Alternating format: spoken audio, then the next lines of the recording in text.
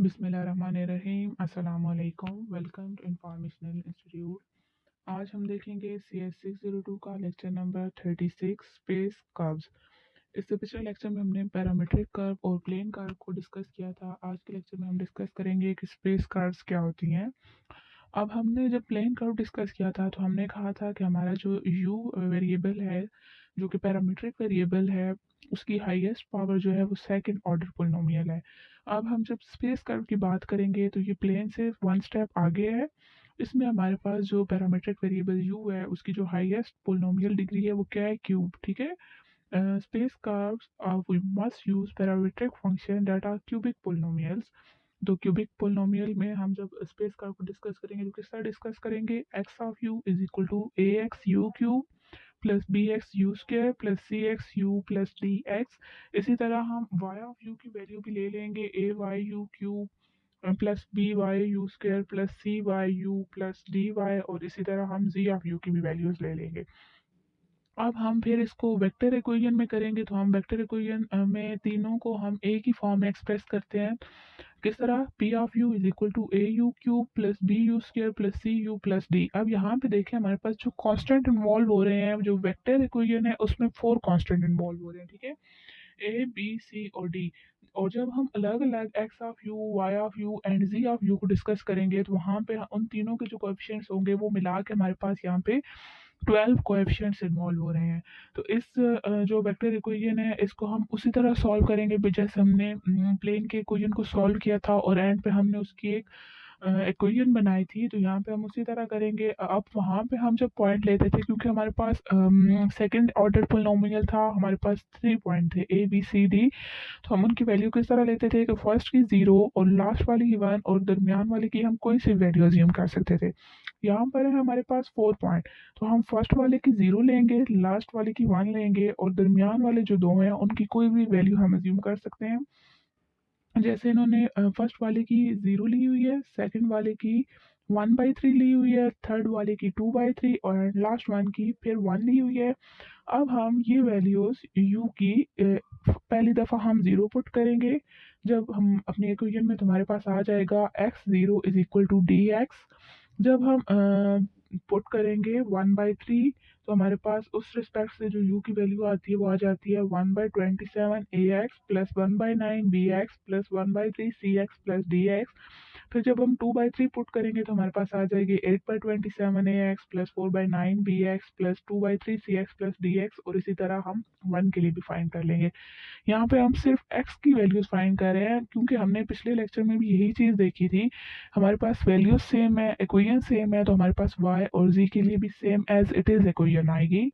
तो उनकी वैल्यू फिर हम इधर से जनरलाइज कर लेते हैं। इसी तरह हमने जब x1 x2 x3 x4 की वैल्यू फाइंड कर ली तो अब हम ax bx cx and dx की वैल्यू इन x की फॉर्म में फाइंड करेंगे। ठीक है, तो हमारे पास x4 की x1 की वैल्यू dx ऑलरेडी आ रही थी, तो हमारे वो dx की वैल्यू हमने दोबारा इक्वेशन में पुट किया, साइमल्टेनियसली सॉल्व किया। बहुत बेसिक सी चीज़ है ये, आप खुद सॉल्व कर लेंगे। जब हमने सॉल्व किया तो हमारे पास ax bx cx and dx की वैल्यू आ गई, जो कि इन्होंने कोई नंबर 4 में दी है। दोबारा से ये वाली वैल्यू जब हमने कोई नंबर 1 में पुट की, जो हमारी इक्वेशन थी x of u is equal to A x you cube plus B x you square plus C x you plus D x था। जब उसमें हमने वैल्यूज पुट की तो हमारे पास जो इक्वेशन आई वो आई इक्वेशन नंबर 5 जो इन्होंने दी हुई है। उसके बाद हमने जो हमारी वैल्यूज थी x1 x2 x3 और x4 की फॉर्म में, और जो होल थी वो u cube u square u इसी फॉर्म में थी। हमने यहाँ से अपनी वैल्यूज को किया x1 x2 x3 x4 की फॉर्म में, और जो हमारी ax की वैल्यू थी उनको रीराइट किया u cube u square u and simple constant की फॉर्म में। ठीक है, उसको रीराइट करने के बाद हमने सिर्फ एक सिंगल वेक्टर इक्वेशन में पुट कर दिया कि हमने x को जहाँ जहाँ पे हमारे पास x था वहाँ वहाँ पे p लिख दिया है। जहाँ पे x ऑफ u था वहाँ पे हमने p ऑफ u लिख दिया, जहाँ पे x1 था वहाँ p1 लिख दिया, जहाँ पे x2 था p2। ये हमने इसलिए किया है क्योंकि हमारे पास y एंड z के लिए भी सेम इसी तरह की वैल्यूज आ रही थी। तो जब हम x ऑफ u लिख रहे थे तो वहाँ पे स्पेसिफिक था कि हमारे पास x की ये वैल्यू है, लेकिन जब हम वेक्टर इक्वेशन में लिखेंगे p ऑफ u की फॉर्म में तो उसका मतलब ये है कि x of u, y of u and z of u तीनों की यही वैल्यूज है। अब हम इसको जनरलाइज फॉर्म में लिखेंगे, ठीक है, जैसे हमने पिछले प्लेन कर्व के लिए किया था। तो इसको जनरलाइज हम किस तरह करेंगे, जो हमारे पास P1 P2 P3 and P4 के कोएफिशिएंट थे उनको हमने एक मैट्रिक्स कह दिया G, जो कि रो मैट्रिक्स है G1 G2 G3 and G4 में। और साथ में हमारा जो P वाला मैट्रिक्स था P1 P2 P3 P4, उसको हमने कह दिया कि हम उसका ले रहे हैं ट्रांसपोज। ठीक है, तो हमारे पास जो P ऑफ U आ गया वो आ गया GP की फॉर्म में। उसके बाद हमने कहा है कि हमारा जो मैट्रिक्स जी है वो is the product of other two matrices U and N. U हमारे पास क्या था, u cube u square u and constant. और जो एन है हमारे पास वो सिंपल हमारे पास रियल नंबर थे जो कि you cube u square you के कोएफिशिएंट थे। उसका मैट्रिक्स हमने लिख दिया, तो हमने कहा कि जी हमारे पास जो है वो प्रोडक्ट है यू एंड एन का। उसके बाद हमने जो हमारा मैट्रिक्स था, जो हमारे पास पी ऑफ यू की सिंपल इक्वेशन थी वो थी हमारे पास P of U is equal to A x you cube plus B x you square plus C x you plus D. तो हमने उसको फिर जनरलाइज फॉर्म में लिखा है। उसको किस तरह लिखा है कि हमारे पास जो पी ऑफ यू था उसको कह दिया कि वो यू ए की इक्वल है। यू हमारे पास वो वाला मैट्रिक्स था जिसमें you cube u square and you वाली टर्म्स थी, और ये हमारे पास वो मैट्रिक्स है जिसमें हमारे पास 12 कोएफिशिएंट इन्वॉल्व हो रहे थे, A X A Y A Z B X B Y B Z, इसी तरह सी एंड डी के भी।